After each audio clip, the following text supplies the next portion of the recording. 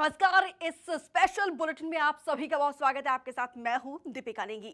यूं तो दुनिया भर में भगवान शिव के अनेकों मंदिर और धाम हैं, लेकिन आज बात करेंगे 12 ज्योतिर्लिंगों के अलावा भगवान शिव के उस गुप्त धाम की जहां पहुंचना खतरे से खाली नहीं है, जिस गुप्त धाम की महिमा अपार है। तो चलिए आपको लिए चलते हैं भगवान शिव के गुप्त धाम में और बताएंगे क्या है गुप्तेश्वर धाम का गुप्त रहस्य।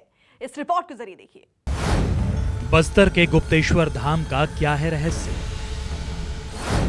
रामगिरी पर्वत श्रृंखला पर है गुप्तेश्वर धाम। घने जंगलों से होकर गुजरते हैं श्रद्धालु। आसान नहीं शबरी नदी को पार कर पाना। हर साल महाशिवरात्रि पर लगता है भक्तों का तांता। दुनिया में भगवान शिव के सैकड़ों अवतार और अनगिनत मंदिर हैं। छत्तीसगढ़ के बस्तर को भगवान शिव का धाम कहा जाता है।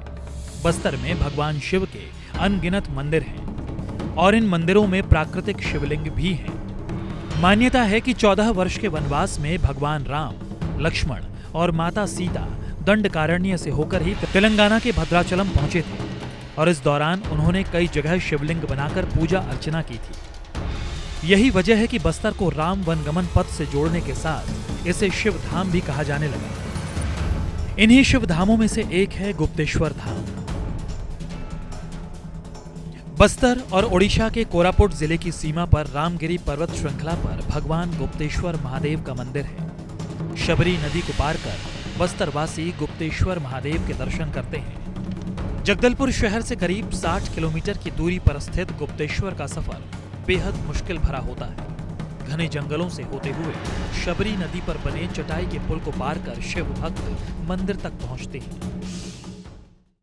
छत्तीसगढ़ के बस्तर को भोलेनाथ का धाम कहा जाता है। यहाँ के वन, यहाँ की गुफाएं विश्व विख्यात है। जब प्रभु श्री राम अपने 14 वर्ष के वनवास में निकले थे तो सबसे अधिक समय वे दंडकारण्य के क्षेत्र में बिताया था और यही वजह है कि बस्तर में अनगिनत शिवलिंग स्थापित है जो प्राकृतिक तौर पे उनकी गोलाई और उनकी लंबाई बढ़ती नजर आती है। आज हम आपको ऐसे ही शिवलिंग का दर्शन करवाएंगे जो जहां पर भोलेनाथ अज्ञातवास में थे और वो शिवलिंग प्रतिवर्ष उसकी लंबाई और चौड़ाई दोनों बढ़ती हुई नजर आती है। हमने गुप्तेश्वर मंदिर के लिए सुबह 8 बजे जगदलपुर मुख्यालय से अपनी सफर की शुरुआत की। दूरी के हिसाब से हमने अनुमान लगाया कि हम जल्द ही अपने दर्शकों को भोलेनाथ के दर्शन करवाकर वापस लौट आएंगे। लेकिन जैसे जैसे हम जंगल के अंदर प्रवेश करते जा रहे थे वैसे वैसे घनघोर जंगल के बीच एक पतली सड़क हमें गुप्तेश्वर मंदिर की ओर लेकर जा रही थी। रास्ते में जंगलों के बीच काफी सन्नाटा पसरा हुआ था। कानों में सिर्फ पक्षियों की चहचहाहट सुनाई दे रही थी। जैसे तैसे हम उबड़ खाबड़ रास्तों से माचकोट तक पहुंचे। माचकोट पहुंचने के बाद फॉरेस्ट विभाग से हमें जानकारी मिली कि अभी पुल का निर्माण पूरा नहीं हो पाया है, इसलिए हम आगे नहीं जा पाएंगे। दरअसल गुप्तेश्वर मंदिर दर्शन करने के लिए रास्ते में शबरी नदी को पार करना पड़ता है। नदी को पार करते ही ओडिशा राज्य की सीमा शुरू हो जाती है। इस मंदिर पर अभी तक पुल का निर्माण नहीं हो पाया है। ओडिशा सरकार ने इस नदी पर पुल बनाने से इनकार कर दिया है। शिवरात्रि के दिन बड़ी संख्या में श्रद्धालु गुप्तेश्वर मंदिर पहुंचते हैं, लिहाजा फॉरेस्ट विभाग बांस की चटाई के पुल बनाकर इस पुल पर आवागमन शुरू कर देता है। इसी पुल पर पैदल चलते हुए हमने छत्तीसगढ़ से ओडिशा के लिए यात्रा शुरू कर दी। जगदलपुर मुख्यालय से महज 60 किलोमीटर दूर गुप्तेश्वर का वह मंदिर स्थित है और यह दुर्गम इलाके और जंगलों से जो है पूरी तरीके से घिरा हुआ ये इलाका है और यहाँ हम पूरी तरीके से जंगल के बीच में और एडवेंचर रास्ते में हम चल रहे हैं और लगभग 1.5 घंटे के सफर के बाद हमें उस मंदिर का दर्शन होगा और हम आपको भी दिखाएंगे कि भोलेनाथ का आकार किस तरह से बढ़ रहा है और कितना एडवेंचर यह रास्ता है।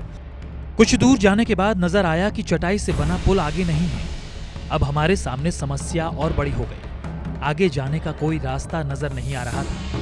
तेज रफ्तार से बहती नदी नुकीली चट्टानों से भरी हुई है। खतरे को भांपते हुए हम आगे बढ़े और रास्ता तलाशने लगे।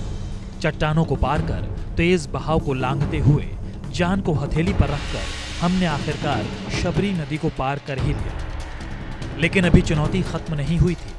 सामने एक पड़ाव और नजर आया, जिसमें नीचे पानी का तेज बहाव और उसके ऊपर 3 बांस की बल्लियों पर कदम रखकर इस नदी को पार किया। इसे पार करने के बाद हमारी सांस में सांस आई और वहां से हम आगे निकल पड़े। आगे चलने के बाद नजर आया कि हमें सीढ़ी की चढ़ाई भी करनी है। तकरीबन 200 से अधिक सीढ़ियां चढ़ने के बाद हम ओडिशा में प्रवेश कर गए और हमें स्पष्ट मंदिर का नजारा नजर आने लगा।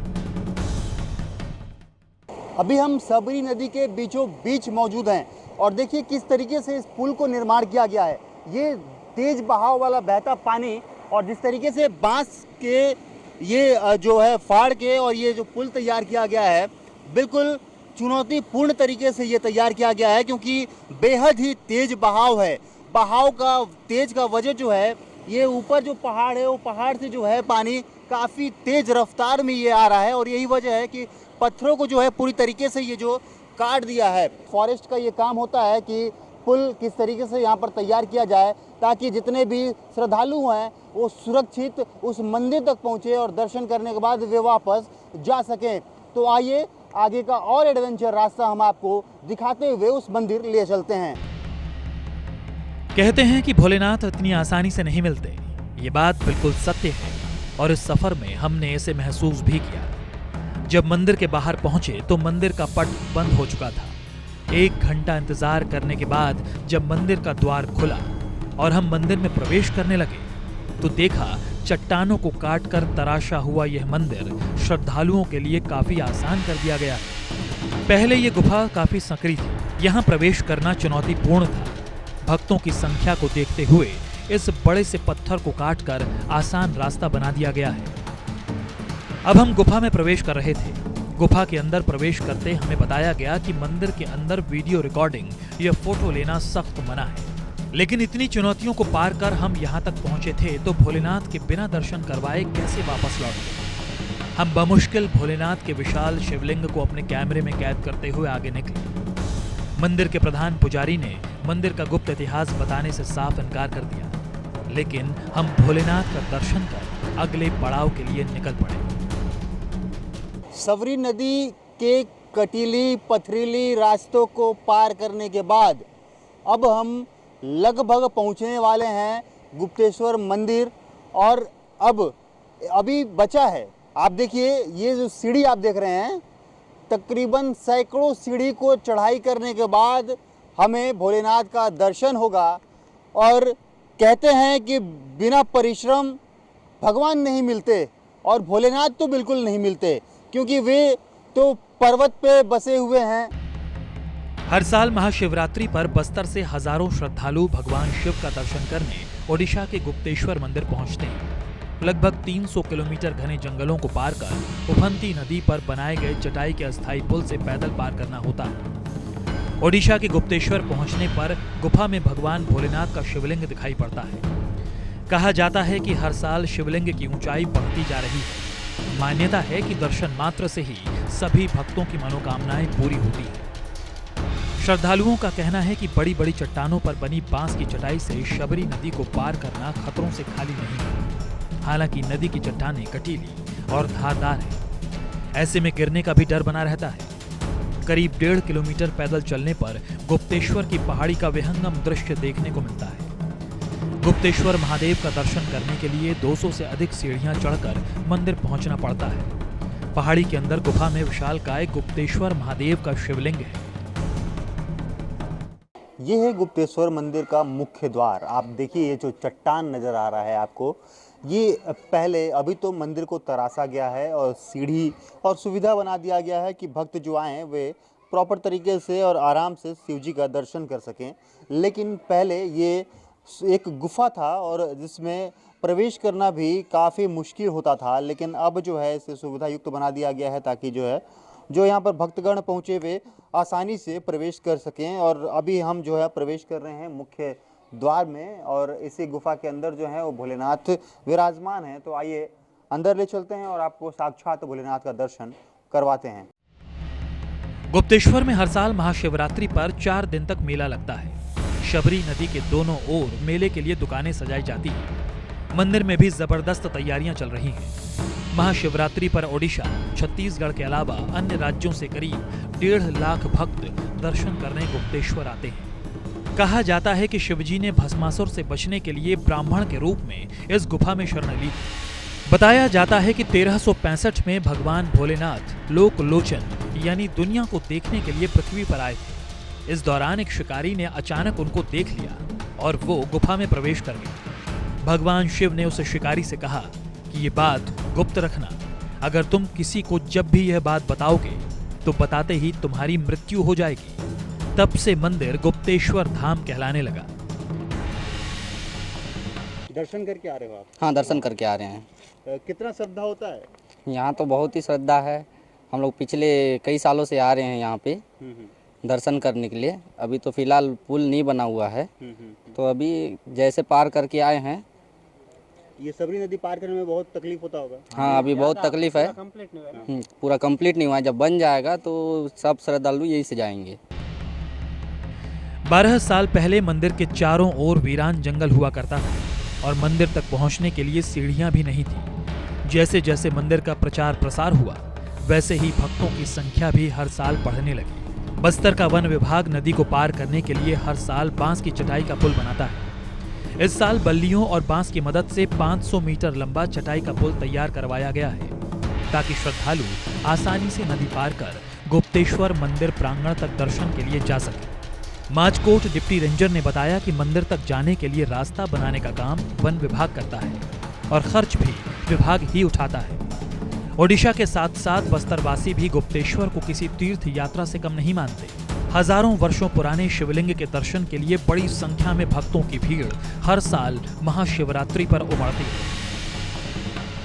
कितना श्रद्धा होता है आप लोग यहाँ? बहुत श्रद्धा भक्ति बहुत होता है। यहाँ पे बहुत लोग आते हैं महाशिवरात्रि के लिए, हर साल आते हैं। कितना मान्यता है भोलेनाथ का? बहुत ज़्यादा है, तभी बहुत लोग आते हैं इसमें, हर साल आते हैं। शिवरात्रि के दिन काफ़ी ज़्यादा भीड़ होता है? बहुत ज़्यादा भीड़ होती है, चलने के लिए जगह नहीं होती है। बस्तर जो है शुरू से शिव उपासक रहा है। बस्तर में आप देख जहाँ भी जाएंगे शिव और शिव परिवार की मूर्तियाँ मिलती है। उसी तरह छत्तीसगढ़ और उड़ीसा के बॉर्डर में जो सबरी नदी के किनारे गुप्तेश्वर धाम है, वहाँ पर भी भगवान शिव का प्राकृतिक एक बहुत पुराना शिवलिंग है। ऐसा माना जाता है कि ये शिवलिंग कम से कम 5000 से भी ज़्यादा पुराना है। इसके पीछे लोक मान्यता यह है कि भगवान राम जब अपने वनवास काल में दंडकारण्य आए थे तो उन्होंने अपने चातुर्मास का 4 माह का वक्त जो है उस गुफा में व्यतीत किया था और भगवान शिव की उन्होंने आराधना की थी। गौरतलब है कि बस्तर से गुप्तेश्वर महादेव के दर्शन के लिए जाते वक्त चटाई पुल पर हादसों में कई लोगों की जान भी गई है। प्रशासन का दावा है कि अगर ओडिशा सरकार चाहे तो दोनों ही राज्य मिलकर उफनती शबरी नदी पर पुल का निर्माण कर सकते हैं। लंबे समय से पुल निर्माण के लिए दोनों सरकारों में चर्चा जारी है, लेकिन अब तक शबरी नदी पर पुल का निर्माण कार्य शुरू नहीं किया जा सका है। लिहाजा इसी बांस की चटाई वाले पुल के सहारे शबरी नदी को पार कर श्रद्धालु महाशिवरात्रि के दिन गुप्तेश्वर धाम पहुंचते हैं। न्यूज़ 24 मध्य प्रदेश छत्तीसगढ़ के लिए उड़ीसा के गुप्तेश्वर से आशुतोष तिवारी की रिपोर्ट।